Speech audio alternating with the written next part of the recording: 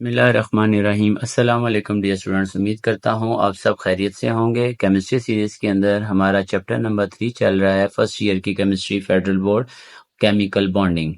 उसमें आज हम लेक्चर नंबर 2 डिस्कस करेंगे। इसमें हमारा टारगेट होगा दो टॉपिक का, एक है 3.2 जिसका नाम है डाइपोल मोमेंट और एक है 3.3 polar and non polar covalent bond. तो आज हम इन दो टॉपिक्स को डिस्कस करेंगे। तो उसमें हम सबसे पहले डिस्कस करेंगे डाइपोल मोमेंट को। तो एक्चुअली बच्चों, हमारे पास जो डाइपोल मूवमेंट होती है वो किस चीज़ को रिप्रेजेंट कर रही होती है, कि डाइपोल मूवमेंट असल में हमारे पास होती क्या चीज़ है। तो डाइपोल मोमेंट हमारे पास होती है कि हमारे पास क्या हो, दो चार्जेस हों। एक चार्ज है प्लस क्यू, ठीक है, उसके ऊपर प्लस चार्ज है, और एक चार्ज है हमारे पास क्या, नेगेटिव चार्ज है, ठीक है। अब इन पॉजिटिव और नेगेटिव चार्ज के दरमियान जो हमारे पास डिस्टेंस होता है, इस डिस्टेंस को हम क्या कहते हैं, रेडियस, ठीक है। तो अब हमारे पास अगर डाइपोल मूवमेंट की डेफिनेशन देखी जाए तो वो डेफिनेशन हमारे पास क्या है, कि it is the product of magnitude of positive or negative charges and the distance between them is called a dipole moment। और बच्चों, डाइपोल मोमेंट एक वेक्टर क्वांटिटी होती है जिसको हम रिप्रेजेंट करते हैं एरो से, और इसमें हमारे पास क्या होता है कि जो एरो रिप्रेजेंट किया जाता है वो नेगेटिव पोल वाली साइड पे किया जाता है, ठीक है। और डाइपोल मोमेंट को हम किस से रिप्रेजेंट करते हैं, वो हम म्यू से रिप्रेजेंट करते हैं, जो बराबर होता है क्यू मल्टीप्लाई बाय आर, ठीक है। तो अब हम इसकी बच्चों डेफिनेशन लिखते हैं ताकि हमारे पास नोट्स प्रॉपर बने। तो इसकी डेफिनेशन हमारे पास ये है।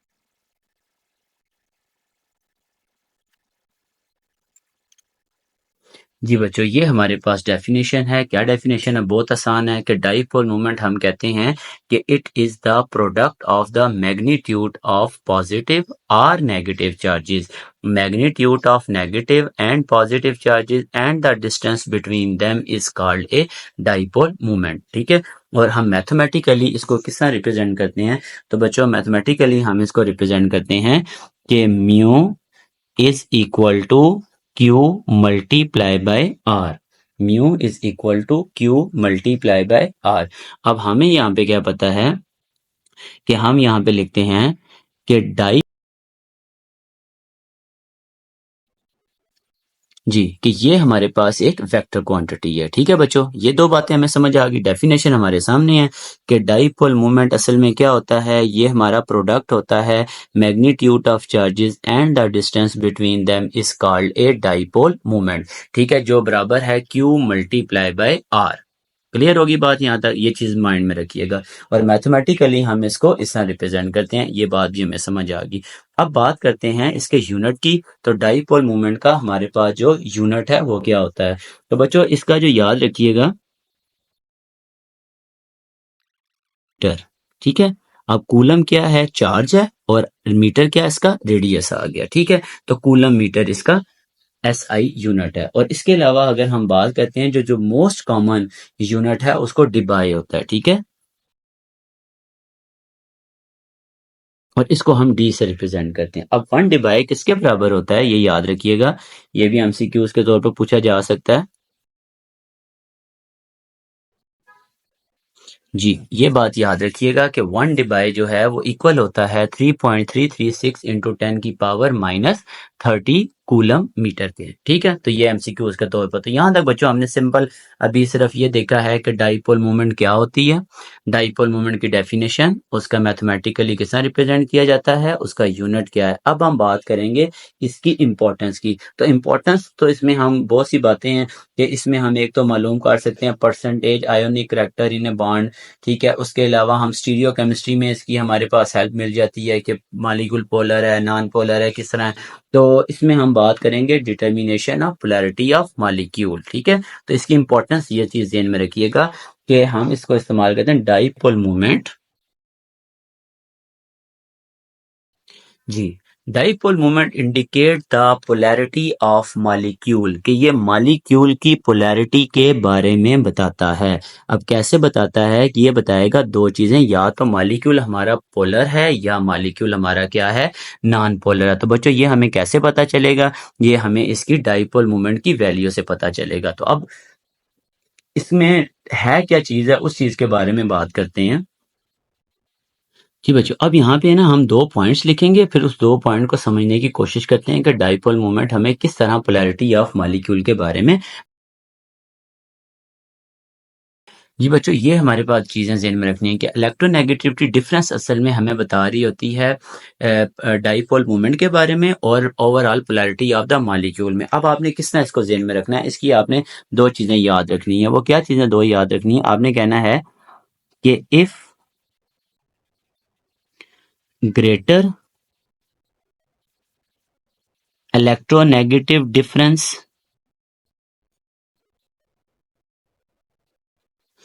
Between bond.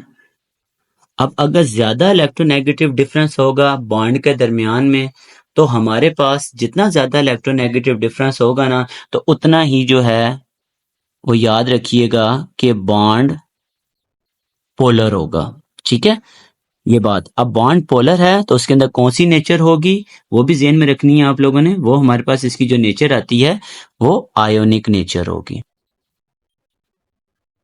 क्लियर होगी बात? आगे बात करते हैं कि अगर हमारे पास इफ स्मॉलर या लेसर इलेक्ट्रोनेगेटिव डिफरेंस हो बिटवीन बॉन्ड के, तो वो हमारे पास बॉन्ड जो होगा वो क्या होगा?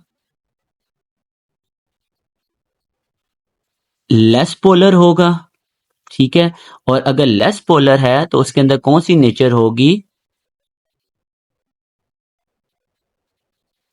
कोवलेंट नेचर होगी। बस, ये 2 बातें आपने ज़हन में रखनी है। आगे मेरा काम है अभी आपको समझाना कि हम डाइपोल मोमेंट किस तरह मालूम कर सकते हैं। ठीक है, अभी हमारी मेन बातें आगे मौजूद हैं कि हमें कोई मॉलिक्यूल दे दिया जाए तो हम किस तरह उसकी डाइपोल मोमेंट को जो है फाइंड आउट कर सकते हैं। तो इसके बाद बच्चों हम एक टॉपिक पढ़ेंगे कि polar and non polar covalent bond. अगर हमें polar non polar covalent bond का पता होगा तो फिर हम उसके बाद प्रैक्टिस करेंगे कि डाइपोल मोमेंट हर मॉलिक्यूल की किस तरह है और किस तरह हम उसको फाइंड आउट कर सकते हैं। ठीक होगी बात बच्चों? तो अब हम नेक्स्ट टॉपिक पढ़ेंगे 3.3, जिसका नाम है polar and non polar covalent bond. जी बच्चों, ये हमारे पास आ गया जी पोलर कोवलेंट बॉन्ड और नॉन पोलर कोवलेंट बॉन्ड। सबसे पहले हम समझते हैं कि पोलर कोवलेंट बॉन्ड किसे कहते हैं और नॉन पोलर कोवलेंट बॉन्ड किसे कहते हैं। तो डेफिनेशन लिखेंगे पोलर कोवलेंट बॉन्ड की और साथ में नॉन पोलर कोवलेंट बॉन्ड की।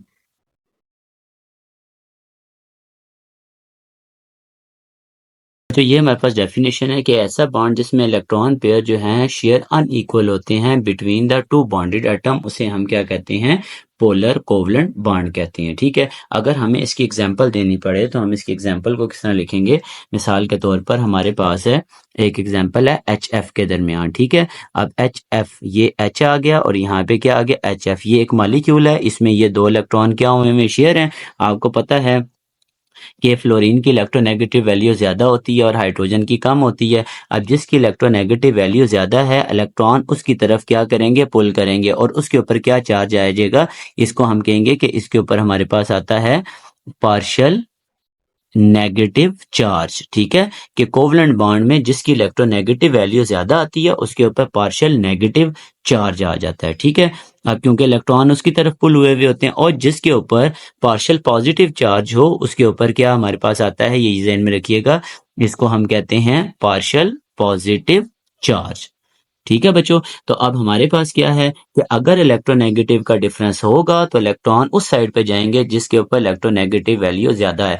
तो फ्लोरीन की ज्यादा है तो इस वजह से फ्लोरीन के ऊपर पार्शियल नेगेटिव चार्ज है, जबकि हाइड्रोजन के ऊपर क्या चार्ज है? पार्शियल पॉजिटिव चार्ज है। ठीक है, तो अब इसी तरह ही हम नॉन पोलर कोवलेंट बॉन्ड की डेफिनेशन लिखते हैं और उसकी एग्जाम्पल को डिस्कस करते हैं। तो डेफिनेशन तकरीबन सेम ही है, जस्ट आपने एक लफ्ज ध्यान में रखना है कि यहाँ पे लफ्ज लिखा है unequally between the two atom और वहां पे क्या होगा? इक्वली होगा। सिर्फ इतना फर्क आएगा, बाकी कुछ भी नहीं है, सेम डेफिनेशन है।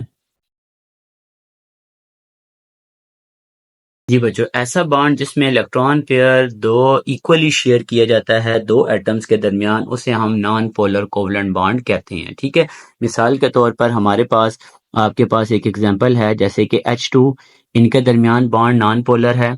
F2 इनके दरमियान बॉन्ड नॉन पोलर है, Cl2 इनके दरमियान बॉन्ड नॉन पोलर है। अब क्यों ऐसी बात है, इसकी वजह ये होती है कि हमारे पास लेट्स सपोज कि ये हाइड्रोजन है, सिंगल बॉन्ड हाइड्रोजन। अब आपको पता है कि इसकी इलेक्ट्रोनेगेटिव वैल्यू 2.1 है, इसकी भी इलेक्ट्रोनेगेटिव वैल्यू 2.1 है, तो दोनों के ऊपर क्या चार्ज आ जाएगा, सेम ही तकरीबन चार्ज होगा। ठीक है, अब सेम चार्जेस की वजह से इनमें जब क्योंकि इलेक्ट्रोनेगेटिव वैल्यू ही जीरो हो गई है, तो इस वजह से ये नॉन पोलर कोवलेंट बॉन्ड है। तो हम इस तरह भी ज़हन में रख सकते हैं इस टॉपिक को कि अगर इलेक्ट्रोनेगेटिव डिफरेंस होगा तो वो मॉलिक्यूल हमारे पास पोलर होगा, अगर इलेक्ट्रोनेगेटिव डिफरेंस नहीं है तो वो हमारे पास मॉलिक्यूल क्या है, नॉन पोलर है।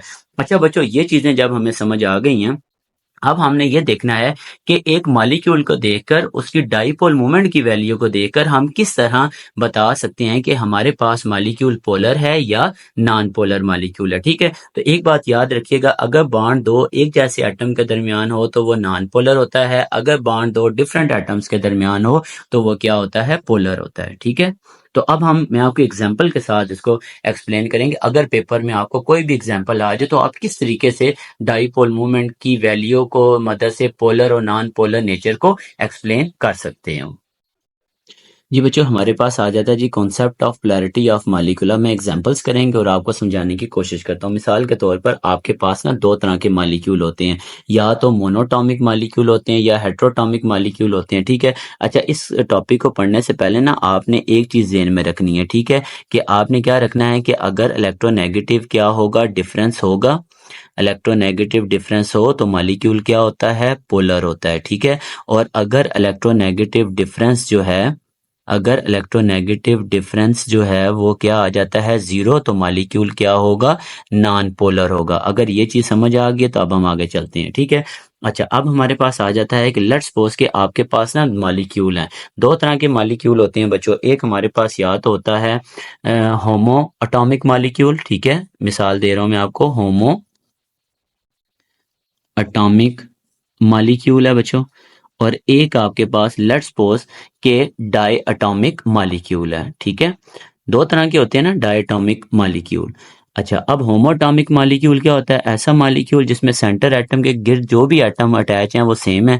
या डायटोमिक ऐसा मॉलिक्यूल होता है जिसमें सेंटर एटम के गिर्द डिफरेंट एटम जो हैं वो अटैच हों। ठीक है, अब अगर हम इसको एक्सप्लेन करते हैं, हम किस तरह इसके बारे में बता रहे हैं, मैं आपको इस तरह स्टार्ट करता हूँ ज़रा। अगर आप देखें मिसाल के तौर पर आपके पास ना ये एक बॉल है। ठीक है, ये मेरे पास एक बॉल है। अब बच्चों इस बॉल को एक यहाँ पे फोर्स लग रही है और एक फोर्स यहाँ से लग रही है। यहाँ से लगने वाली फोर्स भी क्या है, 5 न्यूटन है, और यहाँ से लगने वाली फोर्स भी क्या है, 5 न्यूटन है।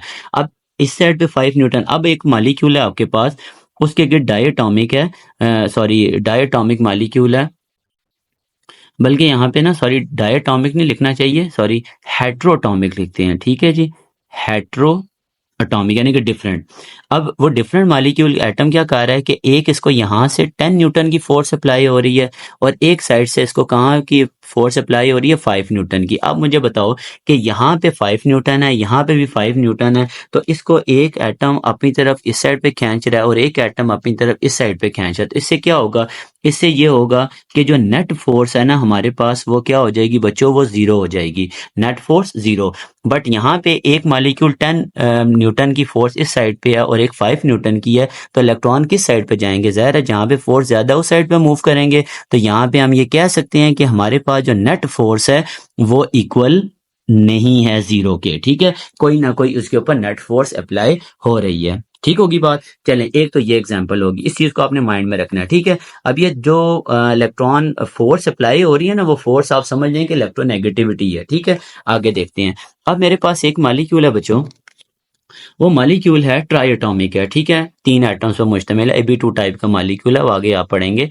ये मेरे पास आ गया, ये एक बॉल है मेरे पास, इस बॉल के ऊपर एक फोर्स अप्लाई हो रही है इस साइड पे, एक फोर्स अप्लाई हो रही है इस साइड से, एक फोर्स अप्लाई हो रही है इस साइड पे। अब क्या है कि यहाँ से लगने वाली फोर्स भी 10 न्यूटन है, इस साइड पे भी 10 न्यूटन है और इस साइड पे भी 10 न्यूटन है।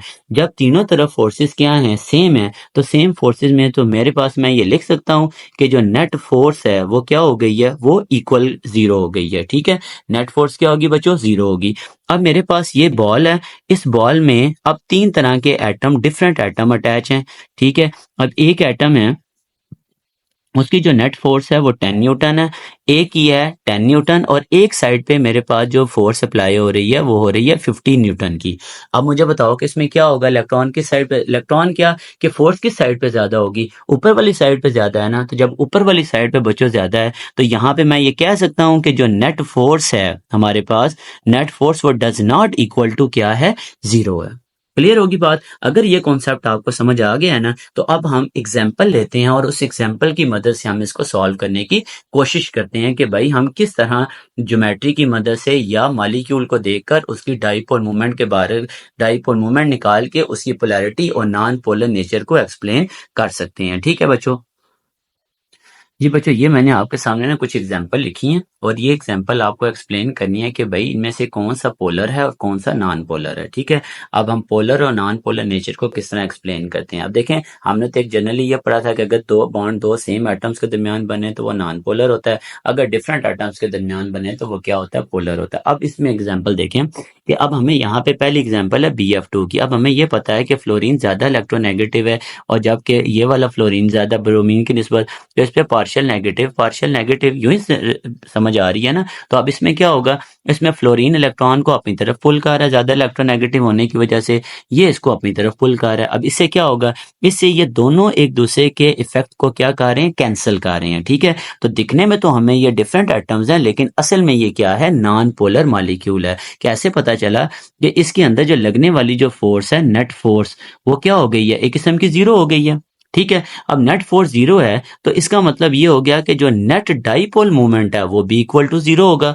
अब आपने पढ़ा है कि अगर डाइपोल मोमेंट की वैल्यू जीरो आ जाए तो वो मॉलिक्यूल हमारे पास क्या होता है बच्चों, वो मॉलिक्यूल हमारे पास होता है नॉन पोलर। ठीक होगी बात। देखो है डिफरेंट एटम्स हैं लेकिन असल में ये मॉलिक्यूल क्या है, नॉन पोलर है। सेम ऐसे ही अगली वाले एग्जांपल में जाते हैं बच्चों। यहाँ पे ऑक्सीजन क्या है, ऑक्सीजन ये इलेक्ट्रॉन अपनी तरफ खींच रहा है और ये वाला ऑक्सीजन जो है इलेक्ट्रॉन अपनी तरफ खींच रहा है इनमें इलेक्ट्रोनेगेटिव डिफरेंस। लेकिन इलेक्ट्रोनेगेटिव डिफरेंस के बावजूद ये एक दूसरे के इफेक्ट को क्या कर रहे हैं, कैंसिल कर रहे हैं, और कैंसिल करने की वजह से ये क्या है, नॉन पोलर है। जी बच्चों, अब ये इसमें भी हम ये लिख सकते हैं कि हमारे पास जो नेट फोर्स है वो क्या हो गई, वो इक्वल टू जीरो, और नेट डाइपोल मोमेंट है वो जीरो, और जब नेट डाइपोल मोमेंट जीरो है तो वो मॉलिक्यूल हमारे पास क्या हो गया, नॉन पोलर हो गया। क्लियर होगी बात बच्चों यहाँ तक। अब हम देखते हैं इसमें SO2 में है तो ये भी इसी ट्राइएटॉमिक मॉलिक्यूल ही है।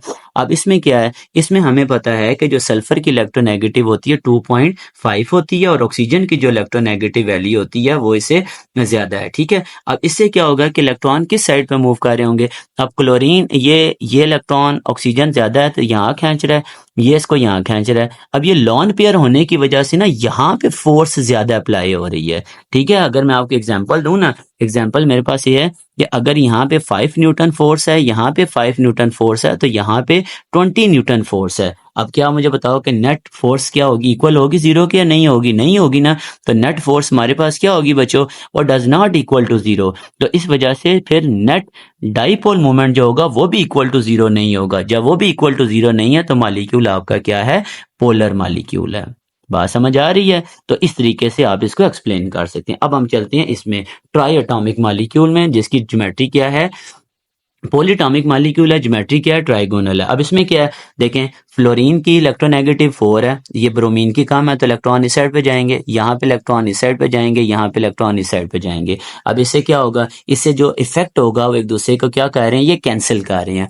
तो जब इफेक्ट कैंसिल कर रहे हैं तो हमारे पास जो डाइपोल मूवमेंट इसकी होगी वो बच्चों क्या हो जाएगी, जीरो। अब डाइपोल मूवमेंट जीरो होगी तो मॉलिक्यूल हमारे पास क्या होगा, नॉन पोलर मॉलिक्यूल होगा। ठीक है। BF3 एक नॉन पोलर मॉलिक्यूल है। सेम ऐसे ही यहाँ पे सल्फर की इलेक्ट्रोनेगेटिव वैल्यू क्या है, कम है, ऑक्सीजन की ज्यादा है, तो इससे क्या होगा, इलेक्ट्रॉन इस साइड पे पुल करेंगे, यहाँ पे इलेक्ट्रॉन जा रहे होंगे, यहाँ पे इलेक्ट्रॉन जा रहे होंगे। अब ये भी परफेक्टली ट्राइगोनल है।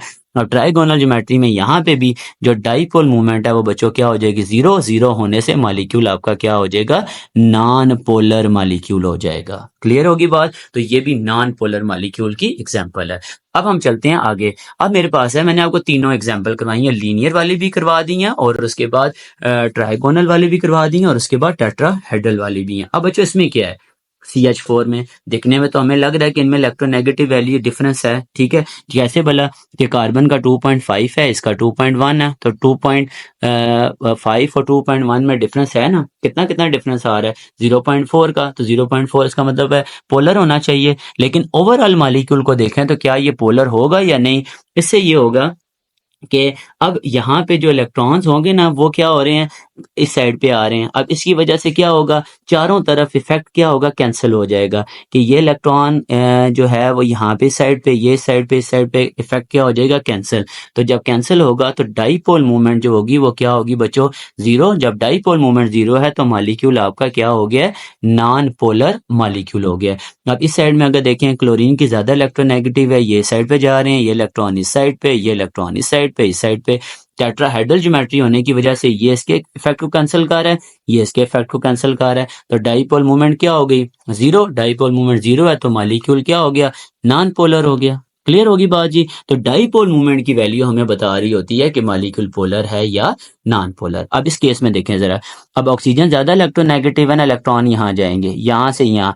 अब ये क्या है, ये दोनों इलेक्ट्रॉन लॉन पेयर होने की वजह से इफेक्ट कैंसिल नहीं हो रहा, ठीक है, इफेक्ट इसका कैंसिल नहीं हो रहा। तो इसका मतलब क्या है कि जो डाईपोल मूवमेंट है ना वो does not equal to zero है।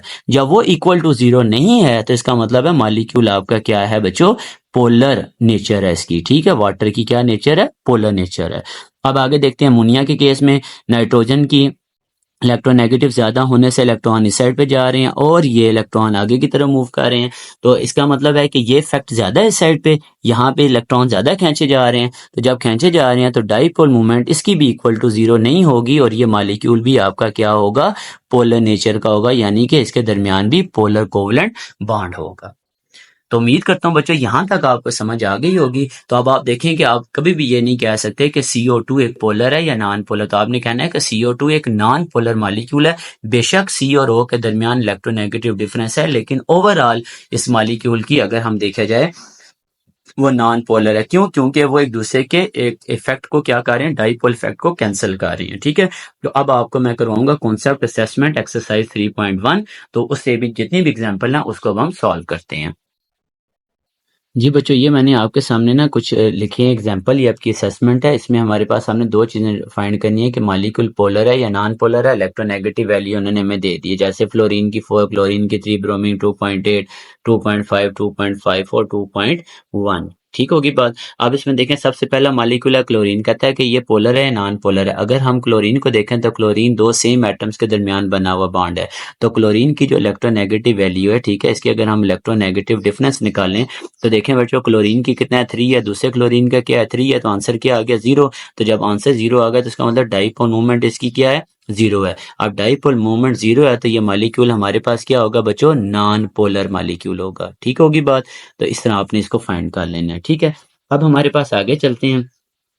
इसमें हमारे पास है एक मॉलिक्यूल है H और F है। बताना है कि HF में कौन ज़्यादा पोलर है या नॉन पोलर मॉलिक्यूल है। तो हमें पता है कि फ्लोरीन की जो इलेक्ट्रोनेगेटिव वैल्यू है वो कितनी है बच्चों, 4 है, ठीक है। इसकी 4 है और इसकी कितनी है, हाइड्रोजन की 2.1 है। तो इलेक्ट्रॉन किस साइड पे जाएंगे, इस साइड पे पुल करेंगे ना। तो जब इलेक्ट्रॉन इस साइड पे जाएंगे और जिनका दरमियान इलेक्ट्रोनेगेटिव डिफरेंस भी क्रिएट होगा, तो एक के ऊपर चार्ज आएगा पार्शियल पॉजिटिव और एक के ऊपर चार्ज क्या आएगा, पार्शियल नेगेटिव। तो डाईपोल मूवमेंट जो है, इनका जो डिफरेंस हमारे पास जो सॉरी आप ये कह लें कि इलेक्ट्रो नेगेटिव का जो डिफरेंस आ रहा है वो हमारे पास कितना आएगा, तकरीबन 1.9 है। अब 1.9 है तो इसका मतलब ये हो गया कि जो डाईपोल मूवमेंट है वो इक्वल के बराबर नहीं है, और जब वो इक्वल के बराबर नहीं है तो मॉलिक्यूल ये वाला कौन सा होगा बच्चों, ये पोलर मॉलिक्यूल होगा, ठीक होगी बात, ये चीज है। अब उसके बाद हमारे पास अगली एग्जांपल में क्या कहता है कि वी शेप मॉलिक्यूल है सल्फर डाइक्लोराइड। आपको पता है कि सल्फर के वैलेंस शेल में 6 इलेक्ट्रॉन होते हैं। अब वी शेप है तो वी शेप में हमारे पास क्या है, यहाँ पे एक क्लोरीन है, एक क्लोरीन यहाँ पे है।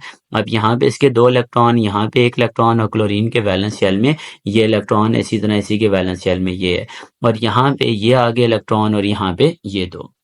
अब बच्चों हमारे पास क्या है, अब हमें पता है कि जो क्लोरीन है उसकी इलेक्ट्रोनेगेटिव वैल्यू जो है वो 3 है, ठीक है, और इसकी भी 3 है और इसकी क्या है 2.5 है। अब 2.5 होने की वजह से ये इलेक्ट्रॉन तो आ रहे हैं इस साइड पे, ये इलेक्ट्रॉन आ रहे हैं इस साइड पे, लेकिन ये जो लॉन पेयर इसके पास पड़े हुए हैं ना, ये इसके ऊपर इफेक्ट कर रहे होंगे। ठीक है, यानी कि इनके दरमियान जो इलेक्ट्रोनेगेटिव डिफरेंस आ रहा है ना, इलेक्ट्रोनेगेटिव का जो डिफरेंस आ रहा है सी एस और सी एल के दरमियान बच्चों, वो आता है तकरीबन 0.5 का। अब 0.5 है तो इसका मतलब है dipole moment does not equal to zero. जब ये इक्वल टू जीरो नहीं है तो ये मालिक्यूल हमारे पास क्या है, ये भी मालिक्यूल हमारे पास पोलर होगा। ठीक है, उसके बाद आ जाता है टेट्राहेड्रल मालिक्यूल। टेट्राहेड्रल मालिक्यूल में मतलब टेट्राहेड्रल शेप बनानी है, क्या है क्लोरोमीथेन। अब बच्चों सेंटर एटम हमारे पास क्या है, क्लोरोकार्बन है, और उसके गिर्द 4 क्या 3 क्या लगे हुए हैं हाइड्रोजन है, यूं टेट्राहेड्रल शेप बन जाती है। ठीक है, अब हमें यह पता है कि कार्बन की जो इलेक्ट्रोनेगेटिव है 2.5 है, हाइड्रोजन की कितनी है 2.1 है, और क्लोरीन की कितनी है 3.5 है, सॉरी 3 है। अब क्या होगा बच्चों कि यहाँ से इलेक्ट्रॉन इस साइड पे जाएंगे, ये इलेक्ट्रॉन इस साइड पे, यहाँ से इस साइड पे और ये इस साइड पे, तो क्या एक दूसरे के इफेक्ट को ये कैंसिल कर रहे हैं? नहीं कर रहे ना, ज्योमेट्री टेट्राहेड्रल है। अब क्लोरीन की इलेक्ट्रोनेगेटिव ज्यादा होने की वजह से इलेक्ट्रॉन किस साइड पे पुल कर रहे होंगे, क्लोरीन वाली साइड पे। तो जब ये क्लोरीन वाली साइड पे जा रहे होंगे तो ये भी मालिक्यूल हमारे पास कौन सा होगा, पोलर मालिक्यूल होगा, क्योंकि इसकी जो डाइपोल मूवमेंट है वो does not equal to zero है। ठीक है, अब बच्चों अगली ज्योमेट्री है टेट्राहेड्रल मालिक्यूल CbR4। अब CbR4 में टेट्राहेड्रल, खुद उसने बताया कि ज्योमेट्री इसकी टेट्राहेड्रल है। यहाँ पे Br आ गया, ये Br आ गया और यहाँ पे Br आ गया। अब क्या है, आपको पता है कि कार्बन की जो इलेक्ट्रोनेगेटिव वैल्यू है वो कितनी है 2.5 है, और ब्रोमीन की कितनी है बच्चों, वो 2.8 है। अब इनमें जो डिफरेंस आ रहा है सी और बी आर के दरमियान जो इलेक्ट्रोनेगेटिव डिफरेंस है वो कितना है 0.3 का। तो यानी कि इलेक्ट्रोनेगेटिव डिफरेंस तो है ना, तो क्या हमारे पास ये मालिक्यूल पोलर होगा या नॉन पोलर होगा? अब देखते हैं हम। अब इसके ऊपर partial negative partial negative negative negative, क्यों? क्योंकि ज्यादा इलेक्ट्रोनेगेटिव है। तो ये इलेक्ट्रॉन अपनी तरफ खींच रहा है, ये अपनी तरफ, ये अपनी तरफ और ये अपनी तरफ। अब क्या है कि ये क्या कर रहे हैं, cancel the effect of each other, कि ये एक दूसरे के इफेक्ट को कैंसिल कर रहे हैं। अब उस इफेक्ट के कैंसिल होने से मॉलिक्यूल हमारे पास क्या हो गया है, नॉन पोलर मॉलिक्यूल हो गया। अब क्यों नॉन पोलर हुआ है, क्योंकि इसकी जो डाइपोल मूवमेंट है वो किसके इक्वल आ गई है बच्चों, जीरो के आ गई है। ठीक है, क्योंकि सेम फोर्स अप्लाई हो रही है ना चारों तरफ से। मॉलिक्यूल बेशक डिफरेंट है, लेकिन सॉरी एटम सी और बी आर डिफरेंट है, इलेक्ट्रोनेगेटिव वैल्यू है इनके दरमियान डिफरेंस की, लेकिन ये ज्योमेट्री की वजह से एक दूसरे के इफेक्ट को क्या कर रहे हैं, कैंसिल कर रहे हैं। तो उम्मीद करता हूँ बच्चों ये टॉपिक आपको समझ आ गया होगा, इसमें हर चीज को डिस्कस करने की कोशिश की है। अगर इसमें फिर भी कोई क्यूरी है, कोई क्वेश्चन है, तो आप जरूर कमेंट बॉक्स में कमेंट करें, तो आपको उसका आंसर दिया जाएगा। ओके बच्चों, अल्लाह हाफिज।